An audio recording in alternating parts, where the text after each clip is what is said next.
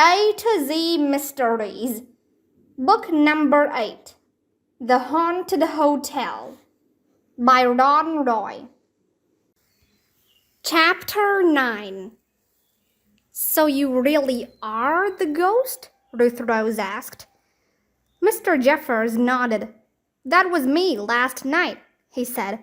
Cindy here was the ghost the first 2 nights. He looked at the kids. Weren't you asleep in your rooms when I came by? We hid in a smelly closet and saw you, Josh said. Mr. Jeffers smiled. Do I make a good ghost? You sure scared me, Josh said. But why did you do it? Ruth Rose asked. We're both actors and we're broke, Mrs. Jeffers said. A few weeks ago, 3 men came up to us after a rehearsal and asked if we wanted a job. So we told them sure, her husband said. The men told us to check into the Shangri-La and scare the guests away. We came up with the ghost costume ourselves. How do you make it glow? Josh asked. I glued a string of tiny lights inside the gown, Mrs. Jeffers said. The battery was under the wig. Her husband smiled. And I thought of hiding the tape recorder in the basement dumbwaiter. The noise went all through the hotel walls. But that's so mean, Ruth Rose said. If the hotel closes, what will happen to Mr. Linkletter and Livy and Mr. and Mrs. Pivets? Mr. Jeffers put up his hands. Who said anything about the hotel closing? Mr. and Mrs. Pivets did, Dink said. They're selling the hotel because of you. What? Mrs. Jeffers said. But Mr. and Mrs. Pivets are supposed to know all about the ghost act. So is Mr. Linkletter. Look, said Mr. Jeffers. The 3 guys who hired us told us that the hotel is going to be used in a horror movie. Scaring guests away is supposed to be great publicity. All the guests are going to get their money back, plus free passes to the movie. And we're supposed to get starting parts in the movie, his wife said. It's a big break for us. The kids looked at each other. But Mr. and Mrs. Pivets don't know anything about any movie, Ruth Rose said. Neither does Mr. Linkletter. They're really upset because they're going to have to sell the hotel today. Yeah, Josh said. Mrs. Pivets was crying and everything. We even saw the letter from the real estate company, Dink said. Their names were something like Peach or Roach.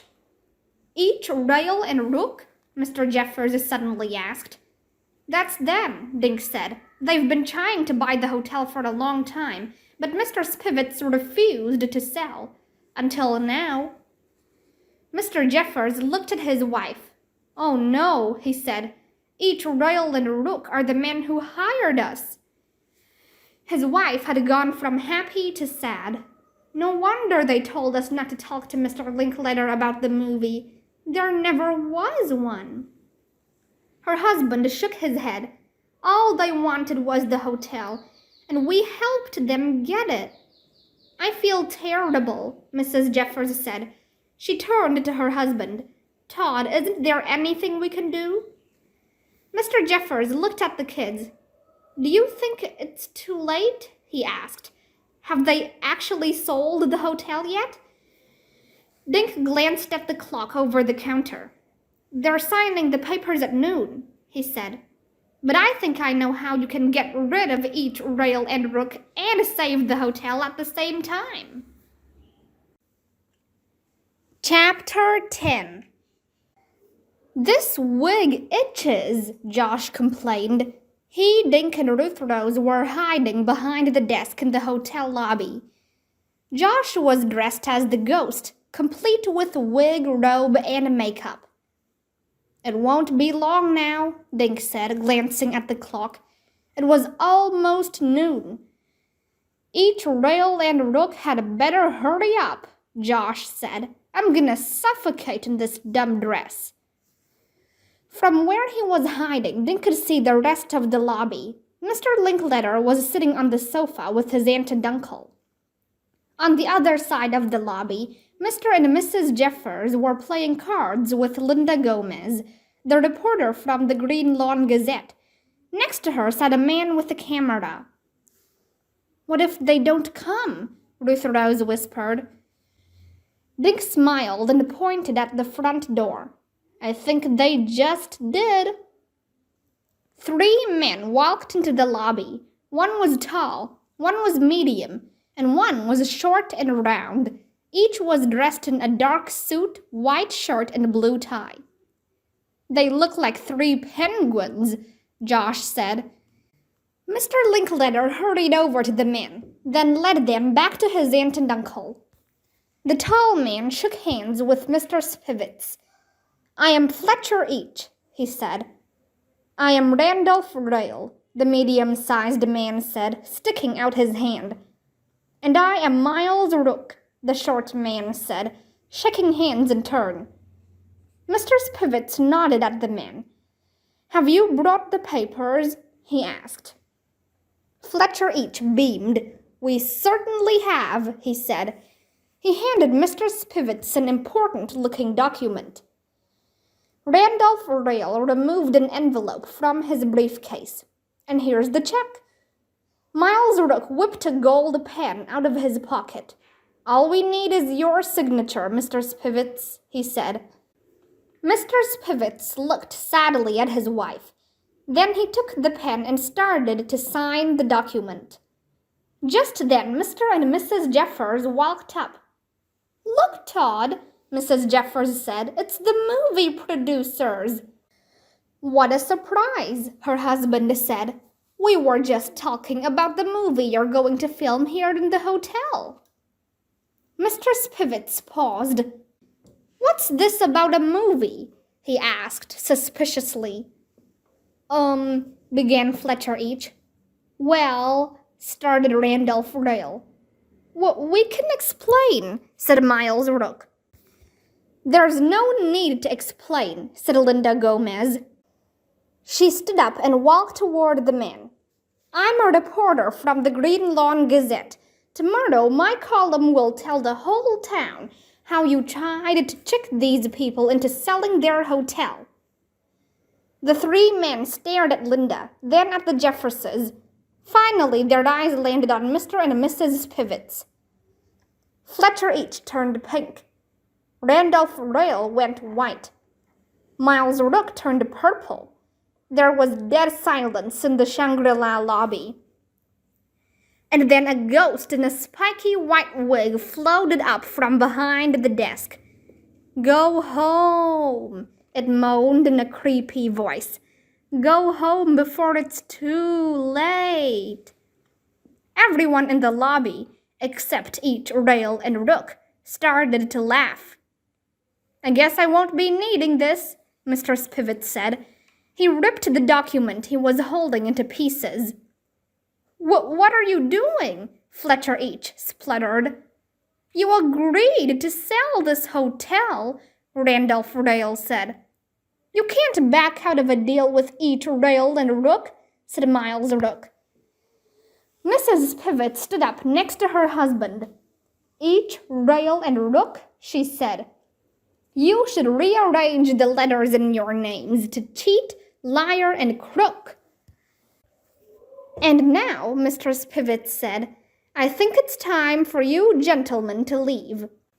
Without another word, Mr. Linklater escorted the 3 men to the front door. The man with the camera followed, snapping one picture after another.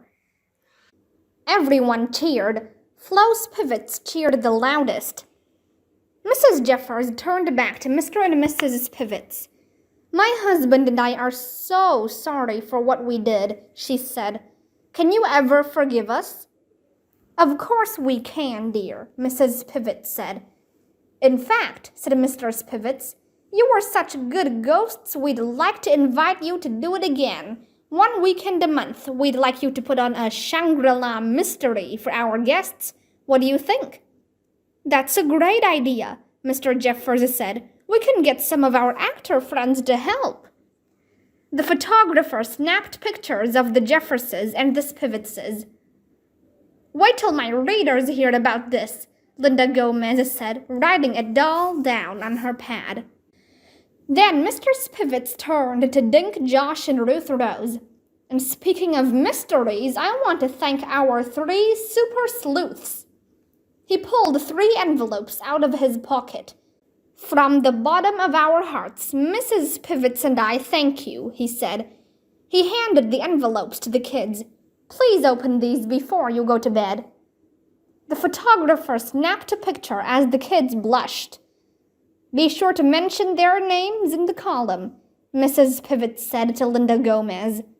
My pleasure, Linda said. Now, how about a few more pictures of the 3 kids? Dink and Ruth Rose looked into the camera and smiled.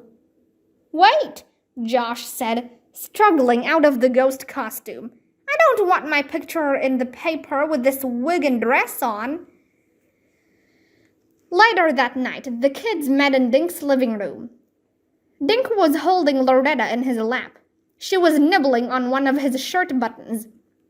Josh pulled out the envelope Mr. Spivets had given him. Can we open these now? He asked. He said before we go to bed, Josh, Dink said. This is before we go to bed. Josh is right, Ruth Rose said. I'm dying to know what's in mine. Let's open them on the count of 3, okay? 1, 2, 3. Oh, golly, my great-aunt Molly, Josh said. 3 plane tickets to Florida. Ruth Rose held up the contents of her envelope. And 3 passes to Disney World. Dink gulped when he saw what was in his envelope. He pulled out 3 $50 bills and a note. Thank you for saving our hotel and solving another Shangri-La mystery. Say hi to Mickey and Goofy for us. Much gratitude. Ebb and Flow Spivets. Dink, Josh, and Ruth Rose jumped up and did a triple high five. Loretta crawled off the sofa. No one was looking, so she started chewing one of the $50 bills.